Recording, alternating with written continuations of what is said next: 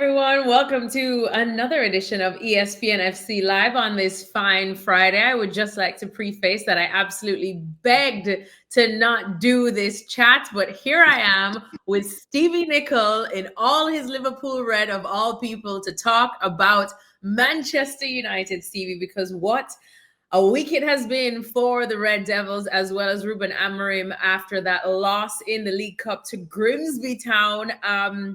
So much so that everyone is calling for everyone's heads, as per usual, when it is a massive, what feels like a rock bottom for Manchester United. But the truth is, Stevie, over the last 10 plus years, there's been a lot of rock bottoms for Manchester United. But now we're questioning how much lower can they really go, because this feels like an all-time low. And before we get into how this can affect Ruben Amorim's tenure at Manchester United, let me start right there. Did this loss to Grimsby Town feel like the newest low for United? Absolutely. You know, they can go lower. They could lose to a non-league side, because Grimsby are as close to that as it's possible without actually being non-league. Listen, I'm old enough to remember United getting relegated the 1973-74 season. So it's not quite that low yet. But my goodness, if they continue to play the way they did against Grimsby and continue to lose games, then, I mean, it almost seems impossible, but that's how bad this team is. It could be possible.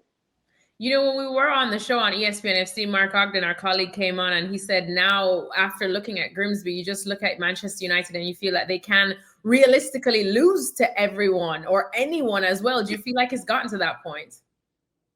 Well, it has, and you know, depending on how you want to look at it, fortunately or unfortunately, they're at home to Burnley. Now, you would suggest that it's fortunate, because Burnley, no question, are prime candidates for relegation. I'll be surprised if they don't go down. But the unfortunate part of that is if United perform the way they did against Grimsby, then actually Burnley could win at Old Trafford this coming weekend. So it depends which way you want to look at it. But either way, any Man United player, fan, anybody with a connection there is going into this game against a team that seemed doomed for relegation, unsure whether they're going to win it or not.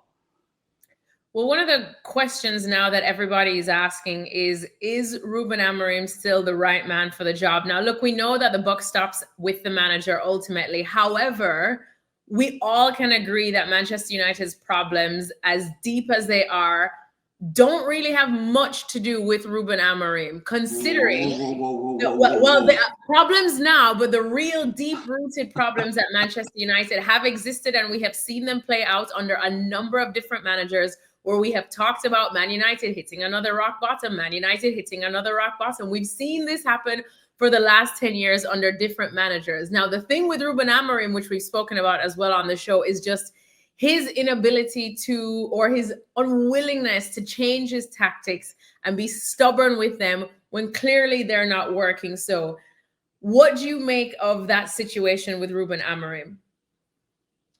Well, I don't see how there's anybody can possibly look at Ruben Amorim and look what he's done since he got to the club and think that they've done anything other than get worse.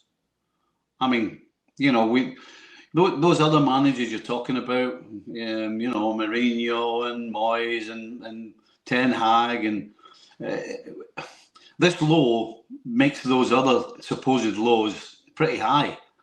I mean, Ruben Amorim has done absolutely zero to convince anybody that he is the right man for this job.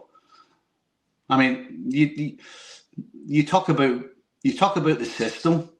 At the end of the day, the fight seems to have gone out of Manchester United players. That would be the worrying thing.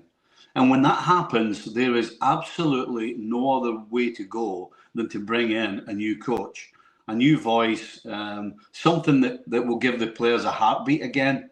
Because right now, they're just going through the motions. Their heads are in a daze. And all of this is because of Amorim. Amorim's tactics, Amorim, the way he sets them up, what he's doing in training, the way he's speaking to them.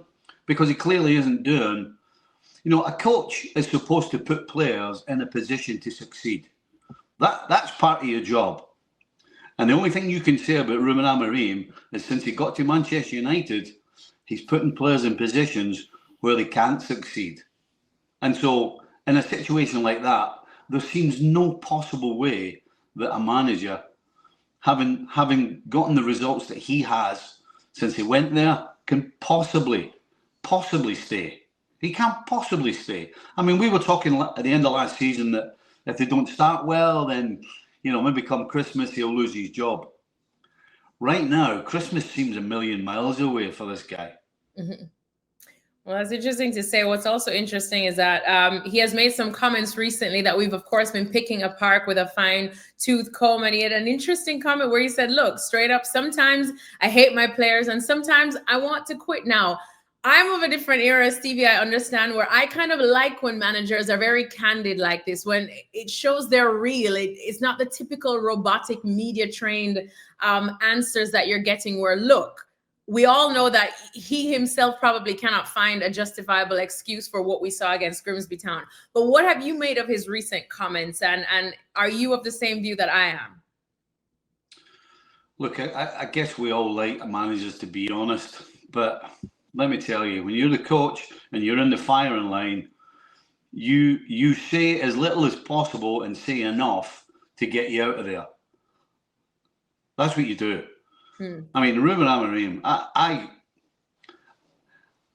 have no idea what's going through this guy's head when he sits down at a press conference. I have to think that nobody at Manchester United is helping him or piping him about what you should and shouldn't say and how you should say it, because this guy is just an absolute dream for journalists. It comes out and you just don't know what he's going to say.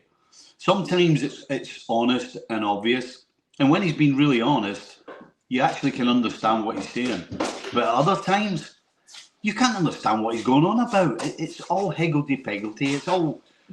It's just hard to make sense of a lot of the things he says. But as you said, when he's straightforward and honest, then it's clear. And again, some of the things he says, particularly what you just relayed there, you shouldn't be saying that. Sometimes I feel like quitting. Sometimes I hate the players. I mean, seriously, that just makes no sense. And again, I don't think Manchester United as a club, certainly the people involved with the press side of things, the PR side of things, nobody's helping him. They are throwing him to the wolves.